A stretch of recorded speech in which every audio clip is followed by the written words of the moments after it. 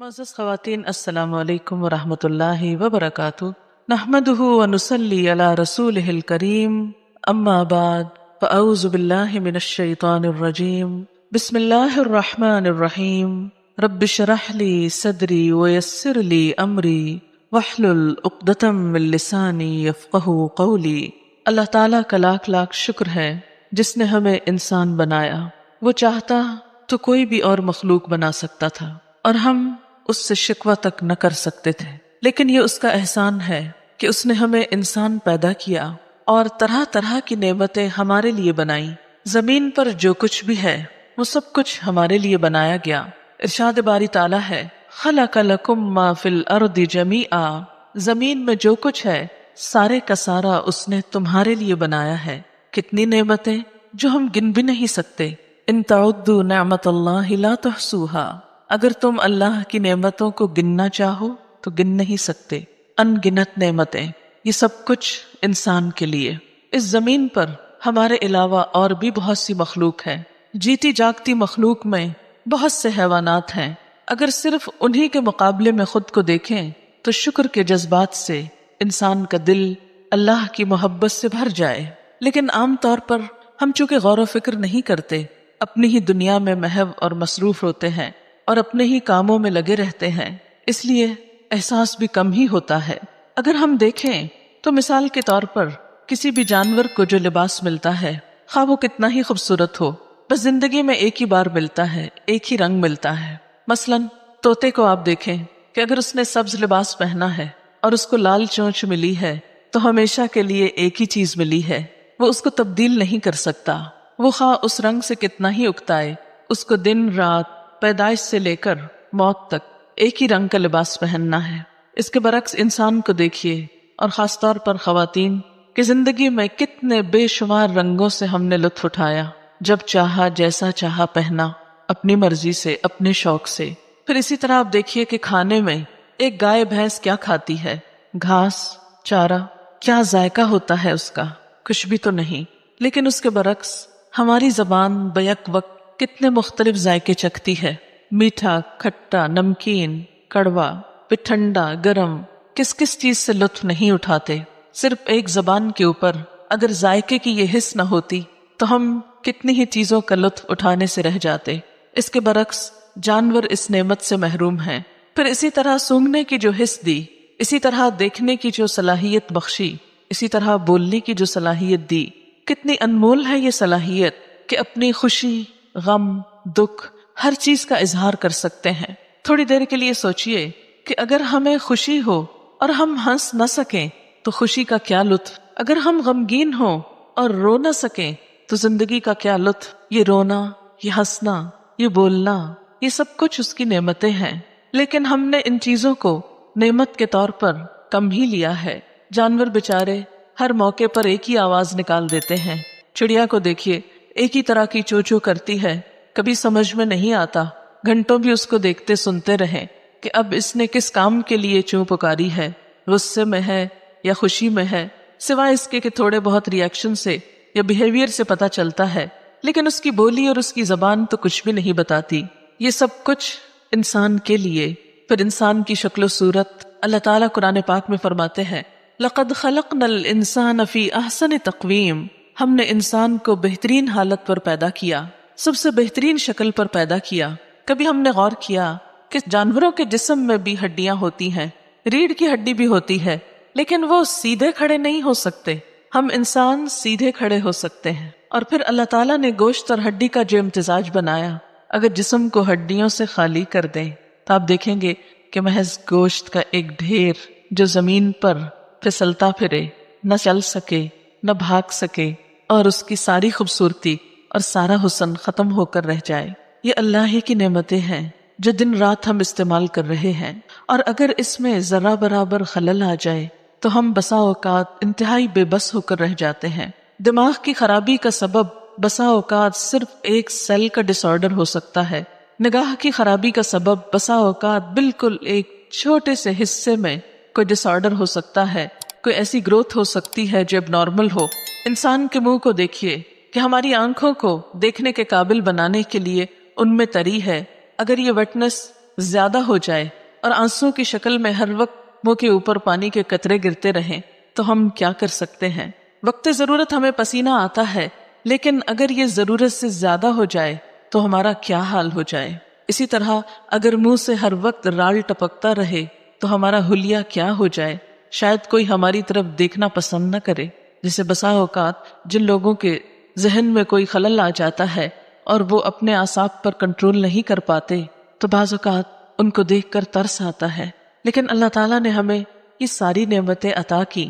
کبھی سوچا ہم نے کہ ہم نے ان ساری نعمتوں کے جواب میں اس کو کیا دیا؟ کتنے کی خریدی تھی یہ سب چیزیں؟ آنکھ کے لیے کتنی قیمت دی تھی؟ اس بولنے کی کتنی قیمت جمع کرائی تھی؟ اس کے عوض کتنا کچھ اللہ کے ہاں جمع کرایا؟ اس چلنے پھرنے کی قوت کے لیے ہم نے اپنے رب کو کیا دے رکھا ہے؟ کچھ بھی تو نہیں۔ پھر ان ساری نعمتوں میں آپ دیکھیے کہ ہم جتنی چاہتے ہیں استعمال کرتے جاتے ہیں، سال ہر سال تک ان کو استعمال کرتے ہیں۔ ان نعمتوں کے علاوہ اس کی ایک بڑی نعمت کہ اس نے ہمیں مسلمان بنایا، ہدایت کی نعمت، اپنی پہچان، اپنا نام جو اس نے ہم کو دیا، تو ہم دنیا کے خوش قسمت ترین انسانوں میں سے ہیں۔ کئی ارب انسانوں میں سے وہ انسان ہیں کہ جن کو اللہ نے پیدائشی طور پر اسلام کی نعمت عطا کی۔ دنیا کی یہ ساری نعمتیں ہیں، لیکن اللہ تعالیٰ بطور خاص جس چیز کو نعمت قرار دیتے ہیں وہ دین اسلام کی نعمت ہے۔ الیوم اکملت لکم دینکم واتممت علیکم نعمتی، کہ آج میں نے تمہارا دین تمہارے لیے مکمل کر دیا اور اپنی نعمت تم پر تمام کر دی۔ وردیت لکم الاسلام دینا، اور تمہارے لیے دین اسلام کو پسند کیا۔ تھوڑی دیر کے لیے سوچئے کہ اگر ہم کسی ایسے گھرانے میں پیدا ہو جاتے کہ ہمیں یہ نعمت نہ ملتی تو ہم میں سے کتنے ایسے تھے کہ جو کوشش اور محنت سے اس نعمت کو پا سکتے۔ لیکن ان ساری نعمتوں میں جو ایک اور بہت بہترین نعمت ہے وہ یہ کہ ہمیں اللہ کے رسول صلی اللہ علیہ وسلم کی امت میں سے پیدا کیا گیا۔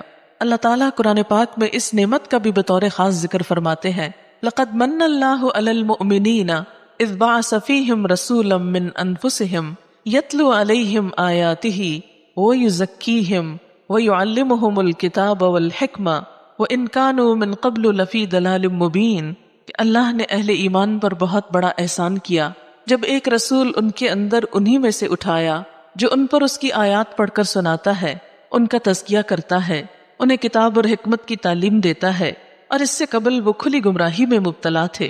تو گویا زندگی کی تمام نعمتوں میں جس نعمت کا اللہ پاک نے ذکر خاص طور پر کیا وہ رسول اکرم صلی اللہ علیہ وسلم کی ذات ہے، اور آپ کے ذریعے سے ملنے والی کتاب ہے، اور آپ کے ذریعے سے ملنے والی وہ حکمت کی باتیں ہیں جو انسانی زندگی کو سنوارتی ہیں، انسان کے اخلاق کو بہتر بناتی ہیں، اور انسان کو اس دنیا میں بھی جینے کا لطف دیتی ہیں اور آخرت میں بھی۔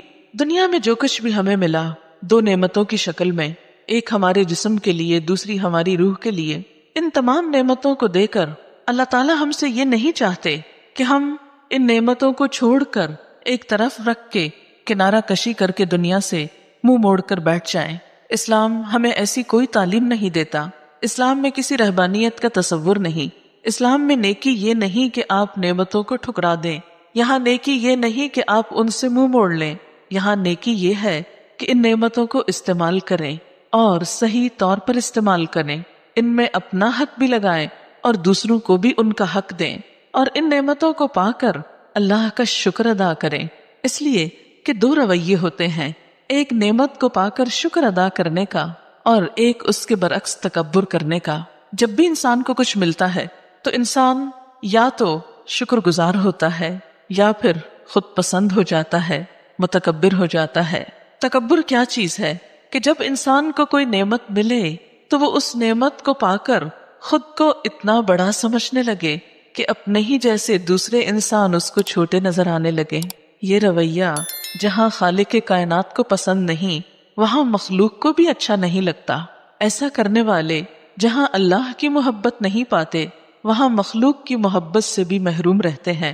اسلام بنیادی طور پر ہمیں اسی رویے کی اصلاح کرنا سکھاتا ہے۔ اب دیکھیے کہ قرآن پاک کی ابتدا جن الفاظ سے ہوتی ہے وہ ہے الحمدللہ رب العالمین، کہ سب تعریف اللہ کے لیے ہے، سب شکر اللہ کے لیے ہے۔ یہ شکر کا ادا کرنا، نعمتوں کو رب کی امانت سمجھنا، رب کا احسان سمجھنا، اور ان کو پا کر جواباً رب ہی کے آگے جھکنا، اس کا شکر گزار ہونا، یہ دراصل درست رویہ ہے۔ اور اس کے مقابلے میں نعمتوں کو پا کر خود کو بڑی چیز سمجھنے لگنا اور ان نعمتوں پر بخل کرنا، ان سے صرف اپنی ذات کو فائدہ دینا اور اس کی مخلوق کو محروم رکھنا، یہ ناشکری کا رویہ ہے جو انسان کو خود بھی نقصان دیتا ہے اور دنیا کے نقصان کے علاوہ آخرت میں بھی اس کے نقصان کا ذریعہ ہے۔ مثال کے طور پر نعمت کیا ہے؟ نعمتوں میں سب سے بڑی نعمت تو انسان کی صحت، انسان کی صلاحیتیں ہیں۔ ایک بندہ مومن اس نعمت کو پا کر الحمدللہ کہتا ہے کہ سب شکر اللہ کے لیے جس نے مجھے یہ عطا کیا۔ نعمتوں میں ایک بڑی نعمت مال ہے۔ اللہ کا بندہ مال کی نعمت پا کر کبھی بھی فخر اور غرور میں مبتلا نہیں ہوتا، وہ کبھی دوسروں کو حقیر نہیں سمجھتا۔ اس کے پاس جتنا بھی آتا ہے وہ ہر آنے والی نعمت پر الحمدللہ کہہ کر تکبر کی نفی کرتا ہے، وہ اسے اپنا کمال نہیں سمجھتا۔ جیسے قارون نے کہا تھا انما اوتیتہ علی علم من عندی، کہ مجھے تو یہ سب کچھ میرے علم کی بنا پر ملا ہے، مجھے یہ میری قابلیت کی وجہ سے ملا ہے، میں اسے ڈیزرو کرتا ہوں۔ نہیں، بندہ مومن اسے پا کر ہمیشہ سمجھتا ہے یہ میرے رب کا احسان ہے، ھذا من فضل ربی، یہ میرے رب کا فضل ہے اور وہ مجھ کو آزما رہا ہے کہ کیا میں شکر گزار بنتا ہوں یا ناشکری کرتا ہوں۔ قرآن پاک میں کسی نعمت کا ملنا اور کسی نعمت کا چھننا، یہ دونوں ہی دراصل ایک آزمائش ہیں۔ اللہ تعالیٰ فرماتے ہیں وَلَنَبْلُوَنَّكُمْ بِشَيْءٍ مِّنَ الْخَوْفِ وَالْجُوعِ، ہم ضرور تمہاری آزمائش کریں گے، خوف کے ساتھ، بھوک کے ساتھ، یعنی آزمائشیں بھی آئیں گی، نعمتوں کا جانا بھی آئے گا اور نعمتوں کا ملنا بھی ہوگا۔ وَنَبْلُوكُمْ بِالشَّرِّ وَالْخَيْرِ فِتْنَةً، ہم شر اور خیر دونوں ذریعے سے تمہاری آزمائش کر رہے ہیں اور ایسا کریں گے۔ اس لیے جب نعمت کے جانے پر انسان بے صبرا پن کرتا ہے، ناشکرا پن کرتا ہے، اللہ سے ناراض ہوتا ہے، جلتا ہے، کڑتا ہے، اپنے ہوش و حواس کھو دیتا ہے، تو وہ کسی کا بھی کچھ نقصان نہیں کرتا، سراسر اپنا ہی نقصان کرتا ہے۔ ہم جب اللہ تعالیٰ کے کسی فیصلے پہ راضی نہیں ہوتے، مثلاً اس نے مال دیا پھر لے لیا، اولاد دی پھر لے لی، شوہر دیا پھر لے لیا، کوئی ذہنی صلاحیت دی پھر لے لی، تو کسی بھی چیز کے جانے پر انسان جب اللہ کے فیصلے پہ راضی ہو جاتا ہے تو اسی کو تقدیر پر ایمان لانا کہتے ہیں۔ اور ایمان کی مٹھاس، ایمان کی ٹھنڈک اسی انسان کو نصیب ہوتی ہے کہ جو رب کے فیصلوں پہ راضی ہو جاتا ہے کہ یا رب تو نے دیا اور تو نے واپس لیا، میں تیرے کسی بھی فیصلے پر ناراض نہیں ہوں، میں ہر حال میں تیرا شکر گزار ہوں۔ ایسا بندہ نعمت کے جانے پر جب شکر گزار ہوتا ہے تو اللہ تعالیٰ اس امتحان میں اس کو کامیاب کر کے آئندہ کے لیے اور نعمت عطا کرتا ہے۔ ہم انسان ہیں، ہمارے اندر جذبات ہیں، ہمارے اندر دل ہے، خواہشات ہیں، سب کچھ ہے، اور خوشی اور غم کو انسان محسوس بھی کرتا ہے۔ اسلام ہم سے چاہتا یہ ہے کہ یہ دونوں چیزیں اعتدال میں ہوں۔ یہ نہیں کہتا کہ خوشی کے موقع پہ خوش نہ ہونا، ضرور خوش ہونا، لیکن خوشی میں اعتدال ہو، آپے سے باہر نہ ہو، کسی دوسرے کا حق نہ مارا جائے، کسی پہ زیادتی نہ ہو، خود نمائی نہ ہو، تکبر نہ ہو۔ مثلاً اچھا لباس پہننا، کسی نے حضور صلی اللہ علیہ وسلم سے پوچھا تھا کہ انسان چاہتا ہے کہ اس کا لباس اچھا ہو، اس کا کھانا پینا اچھا ہو، تو کیا یہ تکبر میں آتا ہے؟ تو آپ نے فرمایا کہ یہ تکبر نہیں ہے، ان اللہ جمیل یحب الجمال، اللہ تعالیٰ خوبصورت ہے، خوبصورتی کو پسند کرتا ہے۔ تکبر تو اس چیز کا نام ہے کہ انسان کو جب کوئی نعمت ملے تو وہ خود کو زیادہ اچھا سمجھے اور لوگوں کو حقیر سمجھے اور حق کا انکار کر دے، جب درست بات اس کے سامنے آئے تو اس کو مانے نہ۔ اسی طرح یہ کہ غم کے موقع پہ غم کا آنا قدرتی بات ہے، لیکن شدید سے شدید غم کے موقع پر بھی انسان کو یہی بتایا گیا کہ وہ آپے سے باہر نہ ہو، غم تو کرے۔ حضرت یعقوب علیہ السلام حضرت یوسف علیہ السلام کی جدائی میں کتنے سال روتے رہے، قرآن پاک نے اس غم کا ذکر کیا ہے، وَبِيَضَّتْ عَيْنَاهُ مِنَ الْحُزْنِ، کہ ان کی آنکھیں غم کے مارے سفید ہو گئی تھی، بینائی جاتی رہی، کیونکہ اولاد چیز ہی ایسی ہے کہ وہ محبتوں میں انسان کی برداشت سے باہر ہے، اور وہ غم کے گھونٹ پیا کرتے تھے۔ کہ یہ قزیم کی جو کیفیت ہے کہ غم شدید تھا، لیکن اس طرح اس کا اظہار نہیں تھا کہ وہ دوسروں کو متاثر کر دے، اپنی ذمہ داریوں سے انسان کو غافل کر دے، وہ بے حس ہو کے، بے خبر انجان ہو کے پڑا رہے کہ اسے دنیا و ما فیہا کی ہوش نہ رہے اور باقی نعمتوں سے بھی وہ محروم ہو جائے۔ نہیں، غم ہو، اس کے اندر ہو، محسوس کرے، لیکن اللہ سے شکوہ نہیں اور اس کے بندوں کے حقوق میں کوتاہی نہیں۔ مثلاً یہ نہیں کہ اگر بچہ فوت ہو گیا ہے، غم ہے، اور شوہر کے حق میں کمی کرے انسان، یا دوسرے انسانوں سے ملنا جلنا چھوڑ دے، یا کسی خوشی غم میں شریک نہ ہو، یہ رویہ درست نہیں۔ اس میں ہمیں ایک بہت مشہور مثال ملتی ہے حضرت ام سلیم کی۔ ان کے بارے میں آتا ہے کہ ان کا بچہ بیمار تھا، شوہر سفر پر گئے، بیمار چھوڑ کر گئے، واپس جس دن آئے تو بچہ اسی دن فوت ہوا تھا۔ شوہر آئے اور پوچھتے ہیں کہ بچے کا کیا حال ہے؟ کہتے ہیں پہلے سے بہت بہتر حالت میں ہے، آپ آرام کیجئے۔ آتے ہیں، نہاتے دھوتے ہیں، کھاتے پیتے ہیں، اور پھر جب آرام کر لیتے ہیں تو بیوی کہتی ہیں کہ اچھا مجھے یہ بتائیے کہ اگر کسی کے پاس کوئی امانت رکھے اور پھر واپس لینے آئے تو کیا کرنا چاہیے؟ شوہر کہتے ہیں خوشی سے واپس دینی چاہیے۔ کہا واقعی ایسا ہی ہے؟ کہا بالکل ایسا ہی ہے۔ کہا تمہارا بیٹا جو بیمار تھا وہ تمہارے پاس اللہ کی امانت تھا، اللہ نے اس کو واپس لے لیا، ہمیں اس پر صبر کرنا ہے، شکر کرنا ہے۔ آپ صلی اللہ علیہ وسلم کو جب اس واقعے کی خبر ملی تو آپ نے ان کو دعا دی، کہا کہ اللہ تعالیٰ تمہارے اس ملاپ میں برکت ڈالے، اور کہتے ہیں کہ اس کے بعد ان کو جو اولاد نصیب ہوئی اس سے آگے جو پھلے پھولے شاید حضرت انس اس کے بعد پیدا ہوئے، اور حضرت انس سب سے آخری صحابی ہیں جو دنیا میں فوت ہوئے، اور ان کی زندگی میں وہ کہتے ہیں کہ میں نے 120 پوتے نواسے اور اپنی اولاد میں سے دیکھے۔ یہ ایک عورت کے صبر، ایک غم کے موقع پر ایک خوبصورت رویے کا صلہ تھا۔ یعنی غم ہے، دکھ ہے، لیکن ایسا غم اور دکھ نہیں کہ جس سے لوگوں کی زندگی جہنم بنا دی جائے۔ ہماری مشکل یہ ہے کہ جب غم آتا ہے تو ہم اس کو ایسے طریقے سے مناتے ہیں کہ ہم سارے کام چھوڑ کے بیٹھ جاتے ہیں۔ ہمارے ہاں کوئی مرگ ہو جائے 40 دن سب کام چھوڑ کے بیٹھ، دفتروں سے چھٹیاں ہو رہی، کاروبار بند پڑے ہیں، بچے رل رہے ہیں، ان کے امتحان ہیں تو ہوتے رہے، ایک شخص گیا ہے پورا کاروبار زندگی ٹھپ ہو کے رہ گیا۔ اور اگر ایسا نہیں کرو تو کہتے ہیں ان کو تو کوئی غم ہی نہیں۔ یہ درست رویہ نہیں ہے۔ اسلام کیا کہتا ہے؟ غم مناؤ، 3 دن مناؤ، اس کے بعد اٹھو، سب کام پہ جاؤ، روٹین میں آؤ، نارمل لائف میں آؤ۔ ٹھیک ہے غم ہے، دل میں رکھو، کام پہ فرق نہ پڑے۔ آج میں سمجھتی ہوں کہ ہماری قوم کے زوال اور ترقی نہ کرنے کی جو بنیادی وجہ ہے اس میں ہماری خوشیوں کے موقعوں کا طویل ہو جانا۔ شادی آتی ہے، مہینہ مہینہ سارے کام کاج متاثر ہو جاتے ہیں، گھر کا چین آرام، روٹین، نمازیں، ساری زندگی ہر چیز ڈسٹرب ہو کے رہ جاتی ہے۔ غم آتا ہے، ہر چیز زندگی کی اوپر سے نیچے، نیچے سے اوپر ہو جاتی ہے، حتیٰ کہ بسا اوقات وہ بزرگ جنہیں دنیا سے اب جانا ہی، جنہوں نے کھا پی لیا، زندگی کی ساری خوشیاں، بچوں کی شادیاں، پوتے نواسے، سب کچھ دیکھ لیے، اب وہ چلے گئے، اب ان کے 40ویں ہو رہے ہیں، ان کے مرنے پہ رسمیں ہو رہی ہیں، جو زندگی بھر کی پونجی ہے وہ لٹائی جا رہی ہے، وارث جو ہے ان کو کچھ نہیں ملا، کسی کی تعلیم کے لیے خرچ کرنے کا کچھ پتہ نہیں، دیکھ پہ دیکھ پک رہی ہے، میٹھا پک رہا ہے، نمکین پک رہا ہے، کارڈ بانٹے جا رہے ہیں، خدا جانے کیا ہو رہا ہے۔ تو ہمارے معاشرے میں جتنا خوشی کے موقع پہ اسراف اور غم کے موقع پر اس کو طول دے کر بیکاری اور بے عملی ہے، یہ ہماری زندگی میں کوئی کام کرنے کو نہیں چھوڑتی۔ اچھا باہر میں نے دیکھا کہ اپنے ہی لوگوں میں بعض اوقات لوگ کسی ڈیتھ کی اطلاع تک نہیں دیتے کیونکہ سب کام کرتے ہیں۔ بہت قریب سے میں کسی کو جانتی ہوں کہ ان کی والدہ کا انتقال ہو گیا اور انہوں نے وہاں کسی کو نہیں بتایا، بہت دن بعد کہیں اور سے پتا چلا۔ جب ان سے پوچھا گیا تو انہوں نے کہا کہ پھر لوگ بہت دن تک آتے رہتے اور میں جاب کرتی ہوں، مجھے چھٹی نہیں مل سکتی تھی، میں نے بتایا ہی نہیں کسی کو۔ یہ ایک اور ایکسٹریم رویہ۔ اگر ہمارا معاشرہ سلجھا سنبھلا ہوتا تو ایٹ لیسٹ ہم تعزیت بھی کریں، کسی کا غم بھی بانٹیں، کسی کے لیے دعا بھی کریں، کسی کے ساتھ شریک بھی ہوں، تو اس فکر سے اور اس خوف سے کہ دوسرے میرا وقت ضائع کریں گے، ایسا کیوں ہوتا ہے؟ ہمیں انہی 2 چیزوں سے روکا جا رہا ہے۔ شکر اور صبر زندگی کے 2 ستون ہیں۔ زندگی میں اعتدال کے ساتھ قائم رہنے کے لیے 2 لازمی ہتھیار ہیں جو انسان کو بیلنس رکھتے ہیں، اعتدال میں رکھتے ہیں، اور اعتدال میں رہتے ہوئے ہی اس زندگی سے بھرپور فائدہ اٹھایا جا سکتا۔ آپ دیکھیے کہ اس زندگی کا ایک ایک لمحہ قیمتی ہے، کیونکہ ہر لمحہ جو جاتا ہے واپس نہیں آئے گا۔ جو جوانی چلی جاتی ہے پلٹ کے نہیں آتی، جو صحت جاتی ہے پلٹ کے نہیں آتی۔ یہ ہمیں دی گئی ہے کچھ کرنے کے لیے اور کمائی کر کے کل اس کا فائدہ اٹھانا ہے، اور جب فائدہ اٹھانے کا وقت آئے گا پھر پلٹ نہیں سکیں گے۔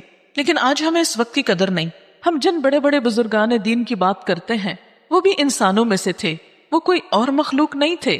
ان کو بھی ہمارے ہی جیسا جسم ملا، ہماری جیسی قوتیں ملی، صلاحیتیں ملی، دنیا کی نعمتیں ملی، لیکن ان کا رویہ مختلف تھا ہمارے رویے سے، اور اسی مختلف رویے نے ان کو عزت اور بلندی عطا کی۔ عبد القادر جیلانی کا ایک مشہور واقعہ آپ نے سن رکھا ہوگا۔ بہت اللہ والے تھے، بہت عبادت گزار، بہت نیک اور بہت اس کے بندوں کا خیال رکھنے والے۔ اللہ تعالیٰ نے انہیں دنیا کی بے شمار نعمتوں سے نواز رکھا تھا. تاجر تھے، ان کے بڑے بڑے بحری جہاز تجارت کا سامان لے کر ایک ملک سے دوسرے ملک جاتے. تجارت کے ساتھ ساتھ وہ لوگوں کی اصلاح اور تبلیغ کا کام بھی کرتے. ان کی مجلسیں ہوتی، محفلیں ہوتی، لوگ آتے، فیض یاب ہوتے. ایک روز اپنی مجلس میں بیٹھے ہوئے تھے کہ خادم نے آ کر اطلاع دی کہ آپ کا فلاں جہاز جو اتنا سامان لے کر جا رہا تھا، اطلاع ملی ہے کہ وہ ڈوب چکا ہے. انہوں نے اس خبر کے سننے پر نہ اپنی مجلس کو ختم کیا اور نہ ہی کوئی آنسو بہائے اور نہ ہی کوئی واویلا کیا، بس صرف اتنا کہا الحمدللہ، اور اس کے بعد اپنی گفتگو شروع کر دی جو پہلے سے کر رہے تھے. جہاں سے روکا تھا وہیں سے آگے چل پڑے. دوسرے دن اسی قسم کی پھر مجلس تھی کہ اسی خادم نے دوبارہ آ کر کہا کہ حضرت وہ کل والی اطلاع غلط تھی اور جس جہاز کے غرق ہونے کی خبر تھی وہ جھوٹی تھی. وہ جہاز صحیح سلامت اپنے منزل تک پہنچ گیا ہے. تو اس پر بھی کہنے لگے الحمدللہ. وہ کل کے الحمدللہ اور آج کے الحمدللہ میں کوئی بڑا فرق نہیں تھا، اس لیے کہ جو کچھ اس نے دیا اسی کا ہے اور وہ جب چاہے واپس لے سکتا ہے. اب دیکھیے کہ ہمارے پاس جو کچھ بھی ہے حقیقت میں وہ اللہ کا ہے، ہمارا تو کچھ بھی نہیں. نہ ہم اپنی آنکھوں کے بنانے والے، نہ ان انگلیوں کے کٹ نکالنے والے، نہ ان کے آگے ناخن لگانے والے، نہ ان کا رنگ اور نہ ان کے اندر لچک ڈالنے والے. یہ سب کچھ تو اس نے دیا. اگر وہ اس میں سے کچھ بھی لے لیتا ہے تو ناراضگی کا تو کوئی موقع ہی نہیں. جو شخص غم اور خوشی کے موقع پر شکر گزار ہونا سیکھ لے وہی دراصل مومن ہے. اسی نے اسلام کا لطف پایا، اسی نے زندگی کا مزہ اٹھایا، اور وہی اپنے رب کے ہاں محبوب ترین ہے. وہی اپنے رب کے ہاں پھر بلند درجے پائے گا. وہی جنت کا مستحق ہے، اس لیے کہ جنت پرامن، شکر گزار، رب کی رضا پہ راضی رہنے والے اور رب کی مخلوق سے پیار کرنے والوں کے لیے ہے. اس لیے کہ وہ جگہ ہے کہ جہاں پر نہ کوئی لغو باتیں ہوں گی، نہ جھوٹ اور فریب ہوگا، نہ دھوکا ہوگا، اور نہ ہی ایسی کچھ اور چیزیں کہ جو انسانوں کی زندگی کو جہنم بنا دیتی ہیں. اور پھر آپ دیکھیے کہ جتنا جتنا انسان شکر گزار ہوتا ہے اتنی ہی اس میں عاجزی آتی ہے. جب عاجزی آتی ہے تو رب کی مخلوق سے بھی محبت ہوتی ہے. پھر جب مال ملتا ہے تو انسان اسے صرف اپنے لیے نہیں رکھ دیتا، اس کا دل ایک ایک بندے پہ تڑپ اٹھتا ہے. کون بھوکا ہے، کون بے لباس ہے، کون بیمار ہے، کون مدد کا مستحق ہے. میرے رب نے مجھے جو کچھ دیا ہے یہ میرے پاس امانت ہے. اس نے مجھے آنر بخشا کہ میرے ذریعے سے اس کے بندوں پر خرچ ہو. یہ برعکس معاملہ بھی ہو سکتا تھا کہ یہ نعمت کسی اور کو دے دیتا اور مجھے محروم کر دیتا، میرا حق کسی اور کے پاس چلا جاتا اور میں بھی پھر یوں ہی ترستا پائی پائی کو، قطرے قطرے کو. نہیں، اسی لیے ہم دیکھتے ہیں کہ اول دور کے مسلمان فقیر کے گھر آنے سے پہلے ہی صدقہ اٹھا کر گھوما کرتے تھے کہ ہے کوئی لینے والا. وہ خود ڈھونڈ ڈھونڈ کر، تلاش کر کر کے ضرورت مندوں تک پہنچایا کرتے تھے. وہ اس بات کی نوبت نہیں لاتے تھے کہ ضرورت مند ان کے دروازے تک آئیں. وہ ضرورتوں کو محسوس کرتے تھے اس لیے کہ وہ جانتے تھے کہ اس میں ان کی اپنی بھلائی ہے، اس میں ان کی اپنی جنت کی کمائی ہے کہ وہ اللہ کی مخلوق تک خیر اور فیض پہنچا کر خود اپنی منزل اور اپنی آخرت اور اپنے مستقبل کو محفوظ کریں. لیکن جب انسان شکر گزار نہیں ہوتا اور اس کے برعکس متکبر ہوتا ہے تو پھر اس کا رویہ کیا ہوتا ہے کہ جب اس کو ملتا ہے تو وہ اپنے جیسا کسی کو نہیں سمجھتا. وہ شیخی بگارتا ہے، وہ ڈینگے مارتا ہے، وہ پھر صرف ان جگہوں پہ مال خرچ کرتا ہے جہاں سے اس کو تعریف ملے، جہاں سے اس کی شہرت ہو، جہاں اس کی شان میں اضافہ ہو. وہ پھر مال صرف وہاں خرچ کرتا ہے کہ جہاں اس کی ذاتی شان و شوکت میں اضافہ ہوتا ہے، جہاں اس کے ذریعے وہ خود اپنی بڑائی کے کچھ اور اظہار کر سکتا ہو، ہاں خلق خدا کو کچھ فائدہ پہنچے یا نہ پہنچے. اور یہی رویہ ہے جو دراصل انسان کو نقصان دیتا ہے اور انسان کو دنیا میں بھی ایک غیر اعتدالی زندگی کی طرف لے جاتا ہے. ایسا انسان جو دوسروں کو خوشی نہ دے خود کبھی بھی خوشی نہیں پا سکتا. اللہ تعالیٰ نے خوشیوں کا راز، سکون کا راز رکھا ہی اس میں کہ تم دوسروں کو خوش کرو، میں تمہیں خوش کر دوں گا. تم دوسروں کی ضرورت پوری کرو، تمہاری ضروریات میں پوری کروں گا. تم دوسروں کی پردہ پوشی کرو، تم دوسروں کو ڈھانکو، میں تم کو ڈھانکوں گا. آپ صلی اللہ علیہ وسلم نے بھی فرمایا کہ جب تک کوئی بندہ کسی دوسرے بندے کی مدد میں ہوتا ہے اللہ تعالیٰ اس بندے کی مدد میں ہوتا ہے. اور آپ دیکھیں کہ جس بندے کو پھر رب کی مدد مل جائے اس کے لیے پھر کس چیز کی کمی ہو سکتی ہے. اسے زندگی میں پھر کہاں کوئی پریشانی ہو سکتی ہے، اسے پورا اطمینان ہوتا ہے، اعتماد ہوتا ہے، یقین ہوتا ہے کہ میرا یہ کام ہو کر رہے گا، اس لیے کہ میرا رب میرا مددگار ہے، وہ مجھے تنہا نہیں چھوڑے گا۔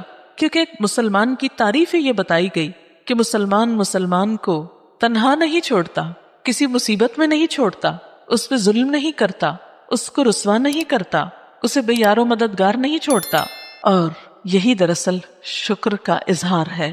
شکر گزاری صرف زبان سے نہیں ہوا کرتی، شکر گزاری دل سے شروع ہوتی ہے، پھر رویوں میں آتی ہے، انداز سے جھلکتی ہے، انسان کے اعمال سے جھلکتی ہے۔ اس لیے کہ جہاں وہ رب کا شکر گزار ہوتا ہے وہاں پھر وہ رب کا اطاعت گزار بھی ہوتا ہے۔ یہ نہیں ہو سکتا کہ بندہ رب کی طرف سے آنے والی نعمتیں تو استعمال کرتا جائے اور پھر پلٹ کر یہ نہ سوچے کہ مجھے کیا کرنا ہے، میری ذمہ داری کیا ہے۔ اب دیکھیں کہ جس کے لیے بھی دل میں شکر گزاری کے جذبات آتے ہیں، قدرتی طور پر دل میں اس کی محبت جاگ جاتی ہے۔ کوئی بھی انسان جو آپ کے ساتھ اچھا سلوک کرتا ہو، اور انسان تو کیا، انسان کے ساتھ جانوروں کو بھی آپ نے دیکھا ہوگا کہ بعض انسان جب جانوروں کو پالتے ہیں، ان سے محبت کرتے ہیں، تو وہ ان کے کتنے وفادار ہو جاتے ہیں۔ کتے جیسی چیز کوئی دیکھ لیجئے جسے دور سے دیکھ کے ڈر لگتا ہے، کم ہی لوگ ہوں گے جو کتے کو دیکھ کر ادھر ادھر بھاگنے یا چھپنے کی فکر میں نہ ہو کہ ہم کو نہ پڑ جائے۔ لیکن کتے جیسی ظالم چیز بھی کہ جو ہر راہ گزر پر بھونکے، جب اس کو محبت ملتی ہے، جب اس کو توجہ ملتی ہے، تو وہ اپنے مالک کا وفادار ہو جاتا ہے، اور اتنی وفاداری کہ جتنی شاید کوئی انسان بھی انسان کے ساتھ نہ کرے۔ اسی طرح بعض سانپ پالنے والوں کو بھی آپ نے دیکھا ہوگا کہ کس طرح وہ مالک کے اشاروں پہ ناچتے ہیں۔ اسی طرح بہت سی اور مخلوق، تو جس مخلوق کو بھی آپ پیار دیں، محبت دیں، کیئر دیں، تو پھر ہو نہیں سکتا کہ وہ آپ کی نہ ہو جائے۔ بالکل اسی طرح جب انسان کسی انسان کے ساتھ محبت کا برتاؤ کرتا ہے، خلوص کا برتاؤ کرتا ہے، تو ہو نہیں سکتا کہ پھر آپ اس کا دل نہ جیت سکیں۔ اور پھر جب انسان کا یہی معاملہ اس کے رب کے ساتھ ہوتا ہے کہ جو ہی بندے کو نعمت ملی، اس کے دل میں رب کی محبت جاگی، اس نے شکر ادا کیا، تو پھر ہو نہیں سکتا کہ انسان کا دل رب کی یاد سے خالی رہے۔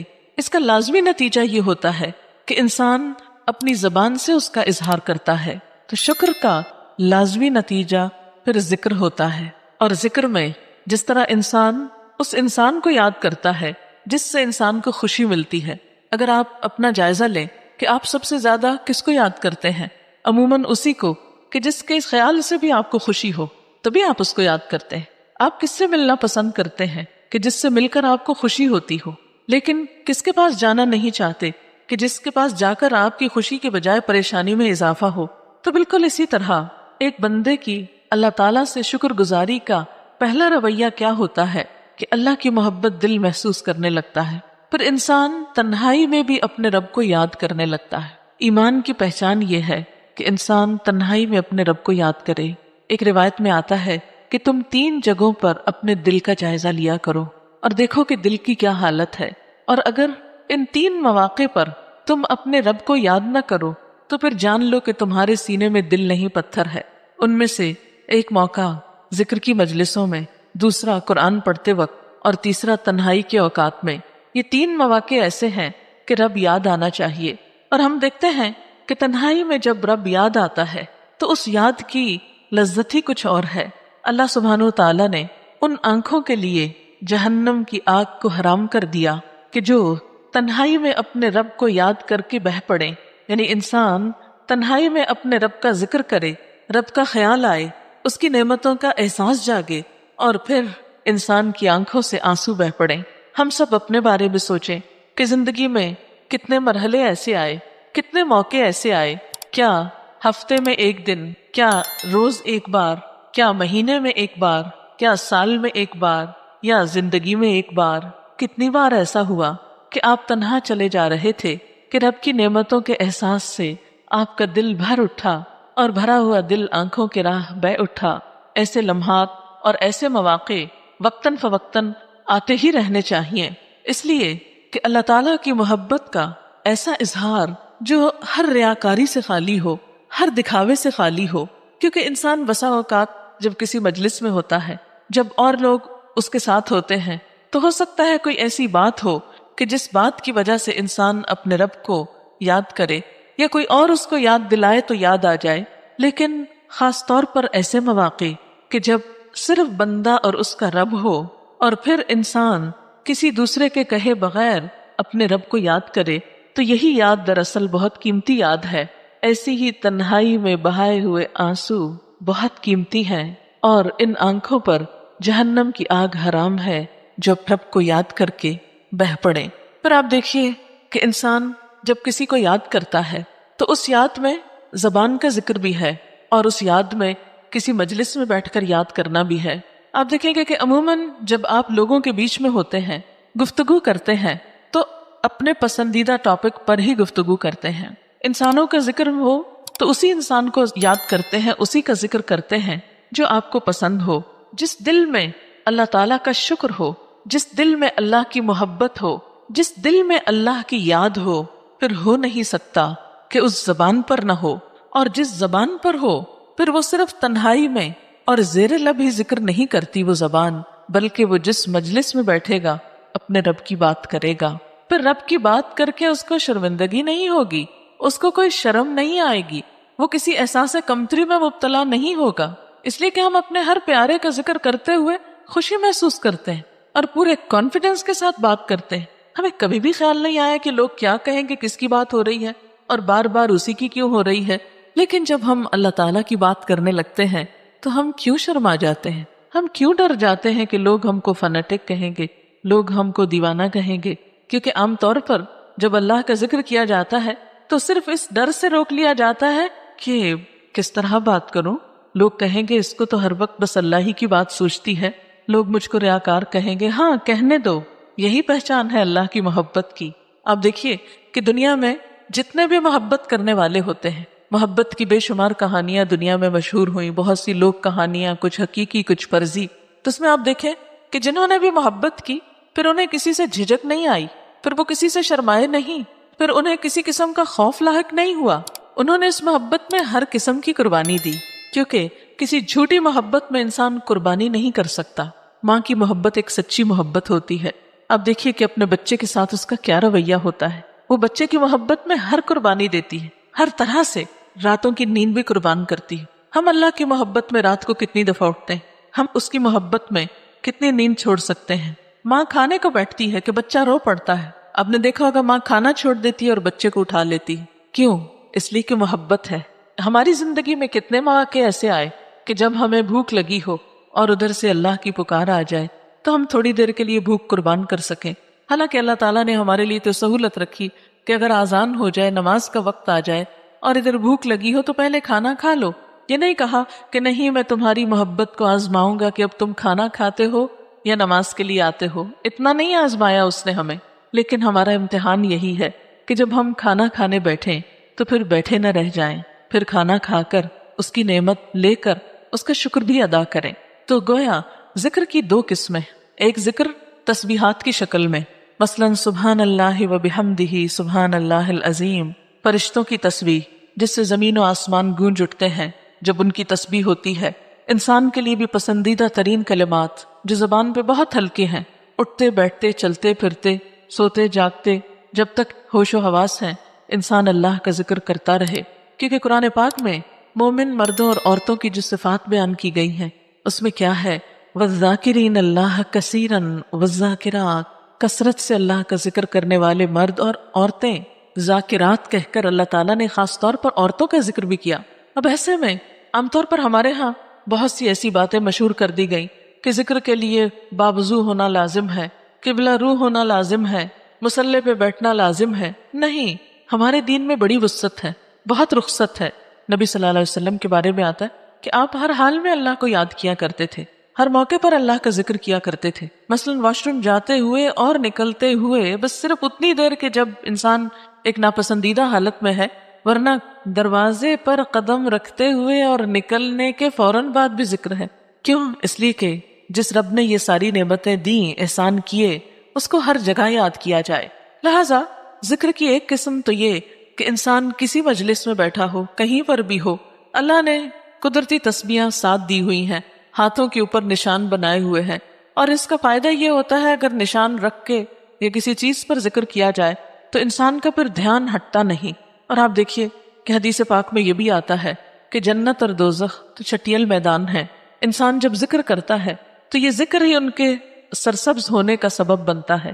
یعنی قیامت کے دن اس شخص کی جنت اتنی ہی ہری ہوگی، اتنی ہی سرسبز ہوگی، آباد ہوگی، جتنا زیادہ وہ اللہ کا ذکر کرنے والا ہوگا. ایک اور روایت میں ایک ذکر کے بدلے ایک پودے کا ذکر کیا گیا ہے. بہرحال یہ ذکر انسان کے دل کو روشن کرتا ہے، دل کے اطمینان کا سبب بنتا ہے. قرآن پاک میں اللہ تعالیٰ فرماتے ہیں الا بذکر اللہ تطمئن القلوب، سنو دلوں کے اطمینان کا سبب اللہ کا ذکر ہی ہے. آج کی دنیا میں سب سے بڑا مسئلہ کیا ہے کہ دل بے چین ہے، غم ہے، دکھ ہے، ڈپریشن ہے، انجانا سا خوف ہے، کسی نہ کسی چیز کے توہم میں دل گرفتار ہے کہ نہ جانے کیا ہونے والا ہے. ان سب چیزوں سے نجات اور چھٹکارے کا نسخہ اللہ کا ذکر ہے. اس لیے کہ جس رب نے پیدا کیا جب تک اس کو یاد نہیں رکھیں گے تو اس رب کی طرف سے وہ خاص سکینت اور اطمینان کی کیفیت ہو نہیں سکتی. اور ذکر کی دوسری قسم وہ خاص روٹین کا ذکر نہیں، بلکہ انسان جہاں بھی بیٹھا ہو، جو بھی موقع ہو، وہاں کسی نہ کسی طرح اللہ کی بات. ذکر کی پہلی قسم بہت آسان ہے. تہجد پڑھنا بھی آسان ہو جاتا ہے جب روٹین بن جاتا ہے. گھر بیٹھ کے خاموشی سے تسبیح پڑھنا بھی آسان ہو جاتا ہے. لیکن کسی بھری مجلس میں اللہ کا شکر ادا کرنا، اللہ کی بات کرنا، اللہ کے کسی حکم پر عمل کر کے سب کے سامنے نکلنا، ذکر کی ایک تصویر بن جانا کہ جس کے بارے میں آپ صلی اللہ علیہ وسلم نے فرمایا کہ دوست وہ ہے جسے دیکھ کر خدا یاد آئے. تو کسی کو دیکھ کر خدا جب بھی یاد آ سکتا ہے جب وہ دیکھنے میں بھی خدا کے احکام پر عمل کرنے والا ہو. اب دیکھیں کہ مختلف لوگ جس کسی چیز کے فین ہوتے ہیں اسی قسم کے لباس پہننے لگتے ہیں. ٹی شرٹس پر آپ دیکھیے، اسی طرح لباس کے مختلف حصوں پر دنیا کی مشہور کمپنیوں، بڑے بڑے کرکٹرز اور مشہور لوگوں کی تصویریں اور وہ سارے سمبلز اور ایسے تمام نشان دراصل کس چیز کی نشاندہی کر رہے ہیں کہ یہ فلاں کا چاہنے والا ہے، فلاں کو ماننے والا ہے. اگر انسان انسانوں کی محبت میں گرفتار ہو کر اپنے سینے پر نشان سجائے پھرتے ہیں تو اللہ کی محبت میں گرفتار لوگ کیا اس محبت کا اظہار نہیں کر سکتے؟ آخر وہی کیوں شرماتے ہیں اس محبت کے اظہار میں اور اس محبت کی بات میں؟ پھر آپ دیکھیے کہ جب انسان اللہ کا ذکر کرتا ہے تو اس کے ذکر کی ایک اور بہترین قسم اس کی کتاب ہے. اللہ کی کتاب اس کا ذکر ہے، اور بار بار قرآن پاک میں اس کو ذکر کے نام سے پکارا گیا ہے. اور اس میں اللہ تعالیٰ فرماتے ہیں کہ ہے میرا ذکر لیکن میں نے اس میں تمہارا ذکر کیا ہے، کیونکہ فَاذْكُرُونِی أَذْكُرْكُمْ، تم مجھے یاد کرو میں تم کو یاد کروں گا. تم میری کتاب پڑھتے ہو، فِیہ ذِکْرُکُمْ، اس میں تمہارا ہی ذکر ہے، تمہاری ہی باتیں ہیں، تمہارے ہی فائدے کی چیزیں ہیں، تمہارے ہی لیے خوشخبریاں ہیں، اور تمہیں کو برے انجام سے بچنے کے طریقے بتائے گئے ہیں.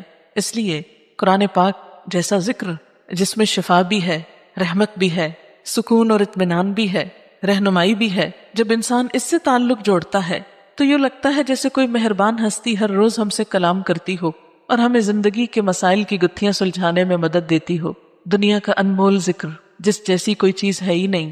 اللہ کا کلام، اللہ کی بات، ہم اللہ تعالیٰ کا چھو نہیں سکتے، اس کو دیکھ نہیں سکتے، لیکن اس کے الفاظ کو جب چھوتے ہیں، ان کو جب پڑھتے ہیں، ان کو جب دیکھتے ہیں تو دل کا حال ہی بدل جاتا ہے، براہ راست دل پہ اثر انداز ہوتا ہے. ذکر کی ایک اور قسم نماز. اللہ تعالیٰ فرماتے ہیں اقیم الصلاۃ لذکری، نماز میری یاد کے لیے قائم کرو. ایک ذکر تو ہم اپنی مرضی سے کرتے ہیں جب دل چاہتا ہے، اور ایک ذکر اس کے بلانے پہ کرتے ہیں. بالکل ایسے ہی ایک کھانا ہم گھر میں اپنی مرضی کا کھاتے ہیں اور ایک کسی کی دعوت میں جا کر کھاتے ہیں. کسی کی دعوت قبول نہ کی جائے تو آپ دیکھیے کہ وہ ناراض ہوتا ہے. آپ خود کو ہی دیکھیے کہ آپ اگر کسی کو بلاتے ہیں اور کوئی نہیں آتا تو آپ کو کیسا لگتا ہے. ایک دفعہ بلائیں، 2 دفعہ بلائیں، کئی دفعہ بلائیں، دن میں 5 دفعہ بلائیں، اور کوئی ایک دفعہ آئے اور کوئی ایک دفعہ بھی نہ آئے، تو اللہ تعالیٰ کو یہ بات کس قدر ناراض کرنے والی ہے. اس کو ناراض کرنے والی چیز کہ وہ دن میں 5 دفعہ اپنے ذکر کی دعوت دیتا ہے. مثلاً نماز میں ہم کیا کرتے ہیں؟ ہاتھ منہ دھوتے ہیں، تیار ہوتے ہیں، پھر ہاتھ باندھ کے کھڑے ہو جاتے ہیں، پھر اس سے گفتگو کرتے ہیں. کھانے کی دعوت پر بھی تو ایسا ہی کرتے ہیں نا، ہاتھ منہ دھوتے ہیں، کسی کے ہاں جانا ہو تو لباس بھی پہنتے ہیں، تیار ہوتے ہیں، اور پھر گفتگو کرتے ہیں. اور پھر آپ دیکھیے کہ کھانا تو ایک بہانہ ہوتا ہے، اصل چیز کیا ہے؟ گفتگو.